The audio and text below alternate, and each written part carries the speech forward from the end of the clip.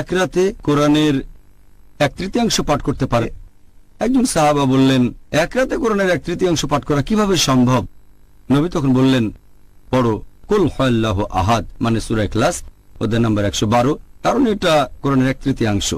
যদি আপনি পড়েন সূরা ইখলাস অধ্যায় নম্বর 112 আয়াত 1 থেকে 4, মাত্র 4টা আয়াত, এটা পড়লে ধরা হবে কোরআনের 1/3 পড়েছেন। আরো একটা হাদিস আছে মাসনাদ আহমেদে, খণ্ড নম্বর 3, পৃষ্ঠা নাম্বার 437। এই হাদিসটাকে সহিহ বলেছেন শেখ আলবানী তার সিলসিলা আল সাহিহাতে, হাদিস নাম্বার 589। আমাদের প্রিয় নবী মুহাম্মদ সাল্লাল্লাহু আলাইহি ওয়াসাল্লাম বলেছেন, যদি কেউ পাঠ করে সূরা ইখলাস 10 বার, সে নিজের জন্য বেহেশতে একটা ঘর নির্মাণ করল। যদি কেউ পাঠ করে সূরা ইখলাস কুল হুয়াল্লাহু আহাদ 10 বার, তাহলে সে বেহেশতে একটা ঘর পাবে।